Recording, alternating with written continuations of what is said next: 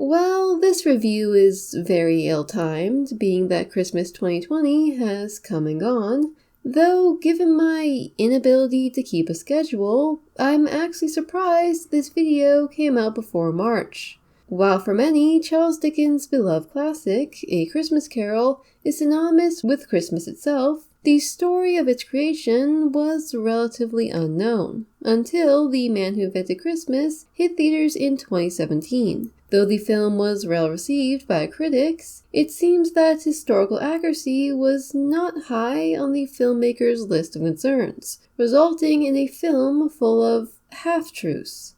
Facts taken from Charles Dickens' life that are distorted for the purpose of creating drama.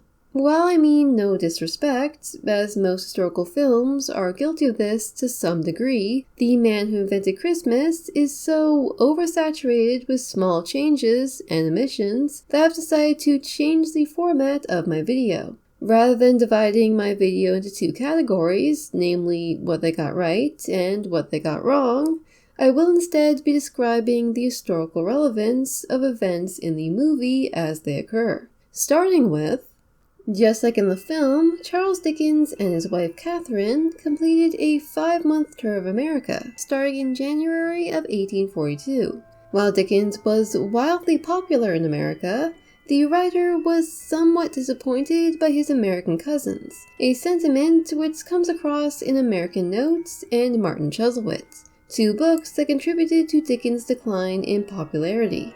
On a related note, if you're wondering why the American announcer introduces Dickens as Boz, this is a reference to the author's original pen name. While Dickens' close friend and biographer, John Foster, was instrumental in the writing of A Christmas Carol, offering advice and support at a time when Dickens needed it most, the film decided to expand Foster's role by adding a pointless marriage subplot. Despite an earlier engagement to the famous poet Letitia Landon, it wasn't until 1856 that John Foster married Eliza Colburn, 13 years after the publication of A Christmas Carol, though the film does earn historical accuracy points for mentioning that John Foster's father was a butcher.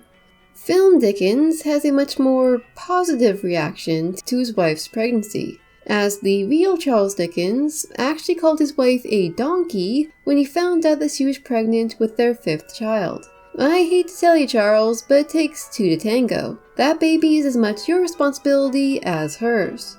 In the film, Dickens is inspired to write A Christmas Carol when, after giving a speech at the London Children's Refuge, he encounters Scrooge. Well, we never learn the character's name, but he's basically Scrooge. In reality, Dickens was first inspired to write A Christmas Carol while visiting Manchester, a factory city which, at the time, was known for its high unemployment rate, as well as the terrible living conditions of its lower-class citizens. After giving a speech at the Athenaeum, basically the Victorian-era version of a community center, Dickens decided to take a walk when he was struck with the initial idea for A Christmas Carol. While the streets of Manchester may have been the perfect place to inspire a book about the plight of the working poor, it was probably not Dickens' only inspiration.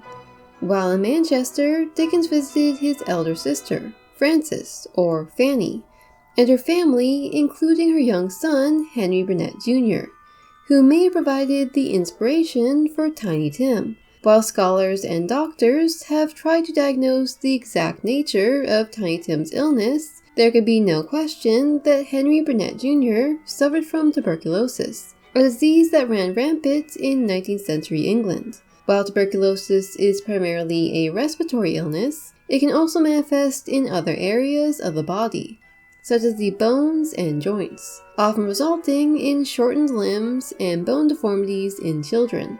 This would explain why Henry Burnett Jr., just like his film counterpart, walked with a crutch. Prior to his speech at the Athenaeum, Dickens also visited a series of ragged schools.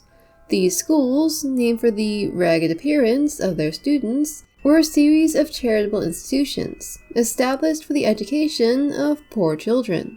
Though well-intentioned, these schools were often dirty and poorly maintained, with a very basic curriculum. While visiting the Saffron Hill School, Dickens remarked that, "In all these strange and dreadful things I've seen in London and elsewhere, seldom have I witnessed anything so shocking as the dire neglect of soul and body exhibited in these children."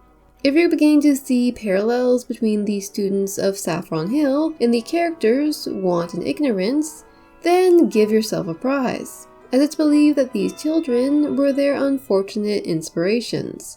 While Dickens was a firm believer in the power of education to elevate mankind, he likewise believed that the absence of education, ignorance, and the denial of basic necessities, aka want, could pull humanity into ruin. Or, to quote the ghost of Christmas Present, "Beware them both, and all of their degree. But most of all beware this boy, for on his brow I see that written which is doom, unless the writing be erased." It's been 178 years since Dickens wrote those lines, and they're still relevant. This took a bit of a depressing turn, didn't it? Just like in the film, Dickens' publishers were not very enthusiastic about his idea for a Christmas story. With Christmas less than 2 months away, Chapman Hall were skeptical that Dickens could get the book written, illustrated, and to the publishers in just 6 weeks.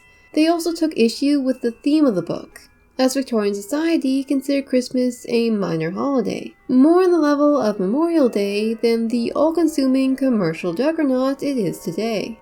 Despite standing as a religious celebration, many Christians, at the time, objected to the celebration of Christmas due to the holiday's pagan roots and the lack of Bible references, while those that did celebrate the holiday used it as an excuse to take time off, drink, and party, traditions which did nothing to endear the holiday to the church. With Chapman Hall refusing to take a chance on A Christmas Carol, Dickens decided to pay for the book himself. While his publishers would be responsible for the book's distribution, the cost of the book's production and promotion would be deducted from book sales. While Dickens' deal with Chapman Hall meant that there was no need to raise capital for the publication of A Christmas Carol, like in the film, this scene does reference an interesting bit of Christmas Carol history. While meeting with his lawyer, Dickens inquires about a copyright claim regarding one of his books. Unfortunately, while the claim was deemed valid, the company had gone bankrupt and was unable to pay their legal fees. While the offending company is never named, the course of events are very similar to the Lee and Haddock case. Not long after its publication, in December of 1943, A Christmas Carol was set upon by discount publishers, who altered and changed elements of the story to resell it under a different name. One such company, Lee and Haddock, were sued by Dickens in 1844 for their publication of A Christmas Ghost Story, a very blatant plagiarism of A Christmas Carol. Dickens won his case, but Lee and Haddock later declared bankruptcy, leaving Dickens to pay the court fees out of his own pocket, though he did draw from this experience when writing the novel Bleak House, so I guess it wasn't all bad. Jonathan Pryce does a tremendous job as the loving yet flighty John Dickens, though his performance is helped by the inclusion of historical details, like his tendency towards selling scraps of his son's writing and his unprincipled habit of borrowing money from his son's rich friends. The senior Dickens was apparently so shameless in this regard that he wrote his son's publishers, Chapman Hall, asking for a loan so he could buy a riverboat ticket to visit the British Museum. In an attempt to curtail his father's bad spending habits, the younger Dickens decided to move his parents to Devon, providing them with a house and an allowance so they would be comfortable while far away from the temptations of London. It seems that his efforts were in vain, however, as his parents' time in Devon did nothing to curb their bad spending habits, and Charles later recalled his parents to London so he could keep a better eye on them. And to think this all happened before the invention of infomercials and the internet. It seems that impulse buyers have existed for much longer than anyone realized. The young maid, Tara, who inspires Dickens with her ghost stories, is a film addition. Everything from her sad backstory to the relationship she forms with Dickens are fabricated to help add an extra layer of sorrow and suspense to the film. Barring the film's climax, which takes place in a building that was demolished long before in 1843, the film does a good job recreating the bleak, colorless environment of Warren's shoeblacking plant and the circumstances that led to Dickens' employment there. After accumulating a sizable debt of £40, John Dickens was arrested and thrown in the Marshalsea debtors' prison. Lacking any other options, John's family was forced to send young Charles Dickens, their eldest son, aged 12, to work at Warren's shoeblacking plant. The building where he and the other boys were forced to work was a grim and disgusting place, filled with rats and falling apart at the seams. It was a crazy, tumble-down old house, abutting of course on the river, and literally overrun with rats. Its wainscoted rooms and its rotten floors and staircase, and the old grey rats swarming down the cellars, and the sound of their squealing and scuffling coming up the stairs at all times, and the dirt and decay of the place, rising up visibly before me, as if I were there again. While Dickens' recollections of this period in his life, unlike in the film, portray a relatively friendly work environment, even remarking that his workmate Bob Fagin was among the kindest boys he'd ever met, the days he spent working at Warren's shoeblacking plant were bleak and soul-crushing. Robbed of his education, Dickens was forced to work 10-hour days performing mind-numbing labor, while contemplating the devastating effect that his family's fall from grace would have on his future. Even as a child, Dickens understood the importance of education, and worried that without it, he was doomed to a life filled with bleak warehouses and back-breaking labor. While John Dickens was released from debtors' prison, thanks largely to an inheritance he received from his late mother, this experience would serve as a secret source of shame for his son, that he would carry with him for the rest of his life. What a wonderful father! Though I'm sure by the time of his father's 4th arrest, Dickens had grown to find the experience only mildly irritating. Selling out its initial 6,000 copy run in just 4 days, A Christmas Carol heralded Dickens' return to the top of the literary world. Dickens' enthusiasm was short-lived, however, as the profits for his Little Christmas Book fell short of his expectations.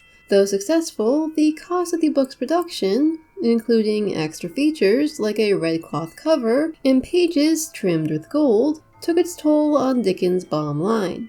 This was the last straw for Dickens, who decided to take a year's reprieve from London, moving to Italy with his family.